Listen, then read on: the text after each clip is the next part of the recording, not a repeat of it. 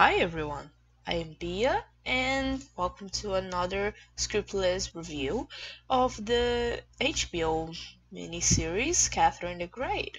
This is the second episode and we are halfway through it. Now, something I forgot to say in the last episode is how it's very weird the fact that it's a 70-year-old actress playing Catherine, when in the first episode she was clearly about 30 or 40 years old. But let's simply ignore that. Now it's 2 years later. Well, now in this episode they talk about the flourish, if that is a word, of Catherine's and Potemkin's love. Also about the Pugachev Rebellion and the beginnings of the Crimea War. Yay, I guess. So the episode begins with Catherine writing Potemkin a letter asking him to come back because she misses him very much. Well, he does. Also, that in one of the first scenes, Paul is admiring a picture of Peter III, his father, and well, probably telling to his wife Natalia about how he thought that his father was a badass and how his father would actually want him to be in the council. Now, he says this part to Catherine when she already arrives in the scene. But Catherine says something about, no, you're not going to the council. In this part, I made some notes about on how probably Peter wouldn't want his son to be in the council because Peter wanted nothing but the appreciation of the Emperor of Prussia, and he kind of already had that, so yeah. And well, Peter was kind of a terrible ruler, and we're not really talking about Peter the Great, we're talking about Peter the Third, right? Because Peter the Great wasn't great for some reason. So Potemkin arrives and Catherine kind of ignores him. Then when she goes in the next scene, she's kind of talking to one of her friends who she says, oh, I don't know what to choose. I used to be very in love with Olaf, but now I don't love him anymore. I might even love Potemkin.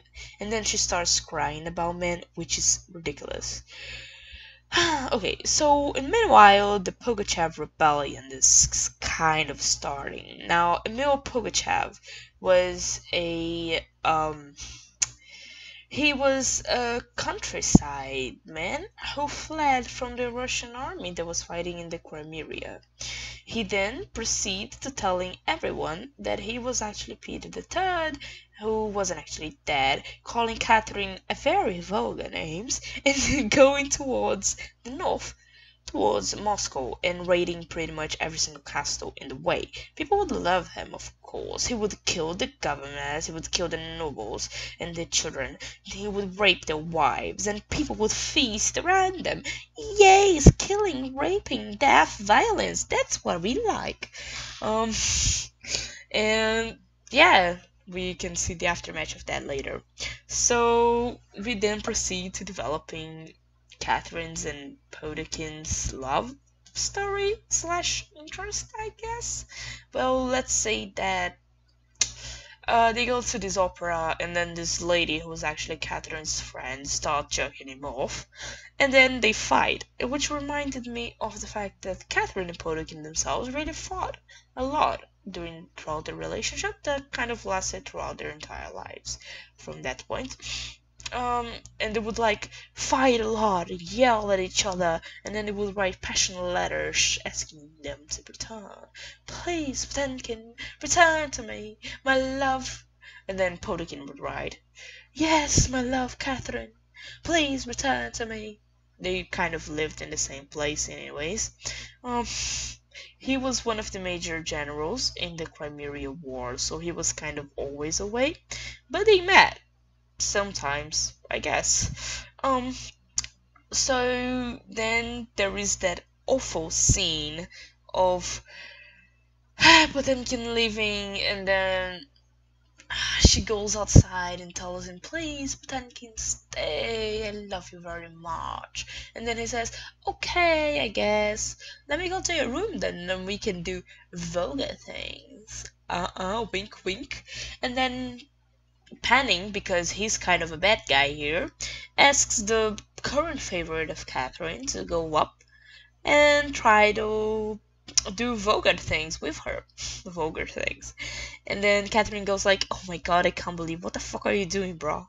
And then she simply sends him away while Perukin is going up. And then Perukin's like, oh god damn, I guess she doesn't love me at all. So let me just sit here in this test and start singing until she comes out, or I give up on life. And that's pretty much what he does. And then he starts singing in a language I couldn't recognize, but it's probably English. I don't think they would give themselves the work of learning Russian just to sing that song.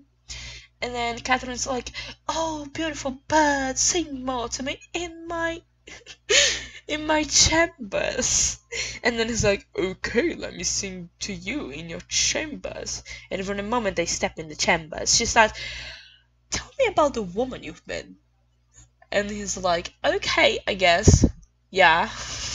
I mean, you're the empress, whatever you say, man. And then they proceed talking about people they've been with, which is mostly Catherine in expository dialogues, like, yeah, I was married with that dude, he was kind of terrible. I also had a lover, wink wink, when Elizabeth was still alive, wink wink, that from my knowledge of history is probably Sergei Sarkov, that was probably the real father of Paul, but we don't really know that. What makes us think about it is that Peter didn't really had a sexual interest for Catherine, and it was never recorded they ever had intercourse. So it's quite probable that they never really did had intercourse, and that the real father of Paul is that Sergei Sarkov that was her lover in the time.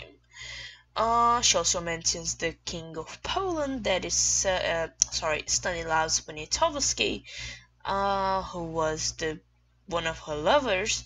And then she mentions Orlov. She doesn't probably mention Orlov, she actually mentions Orlov, which everyone knows about Orlov. I talked about him in the last episode. One other thing, I think I would like to talk more about Peter, but in the later part of this podcast. Then he proceeds to kiss her and to simply leave the room. Then there is another scene that he's in a bathhouse, and then she comes in to ask him some advice. And when she leaves and then he leaves, the Orlov's brothers are there waiting for him. And that's probably the most hilarious scenes of the whole episode, is when he Potikin starts chasing Gregory Orlov naked. It's like, who? My penis, run! Ha ha ha! I was laughing a lot from that. And then in the next scene, he proceeds to tell Catherine, oh, I just showed my dick. Okay, never mind then. Normal things that happen in Russia. I mean, what else would you expect? Then there is some more talk. Someone has to deal with Pugachev. Then, oh, Potikin, go you deal with Pugachev, okay? Okay, now, I don't really remember, but I think that Orlov was the one that took care of Pugachev, in the real history. I was not sure, and I'm too lazy to research, so it was either Orlov or Potikin, but, I'm not really sure. Also, then it cuts to the scene of Paul doing a thing that Peter used to do. Now, Peter was German. He was the Duke of Salzburg Holstein. He was the Duke of Holstein, okay? And he really had like this huge he was a huge fan of Frederick II of Prussia, sorry. And like the reason why he was deposed is because of 7 Years' War, and then he was like this huge fan of Frederick II, and like, oh, I want to please my idol. Let's end this war. And then they ended it. Yeah, and he was a terrible ruler. He wanted to make the Orthodox priests more like the Protestant priests in Germany. He wanted to start a war against Denmark for some reason, And yes, he was in general a very bad person. As Catherine says, he was just kind of he was just kind of a angry drunk kid, and his reign didn't even last the whole year, and Catherine took him down by a very fair kill, and now we have one of the greatest historical figures of all time. Great. But Paul had like this kind of blind admiration with his father. He really believed that he was Peter's son, and he really wanted to be Peter's son, like it's said in a later part of this episode. And he would do the same things that his father did. So he would do that military stuff, whose name I don't know, but to keep telling the army to just go around the field. He liked to wear the Prussians' uniforms because his father loved to do that. And Catherine just says like he's just like his father, and I can believe that she was genuinely worried about him because she knew how bad of a king, of an emperor, Peter III was, and she was probably very worried about his son as an emperor once she passed away. And well, she was kind of right to do so because Paul was a terrible emperor. He died in a very cringy way. It's like there was a queue and then he tried to hide under a curtain, but he left his feet outside of the curtain. Soldiers, oh my god, are you kidding me? And then they shot him down.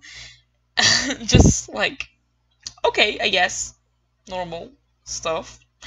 And yes, also Potemkin goes and takes down Pugachev, and then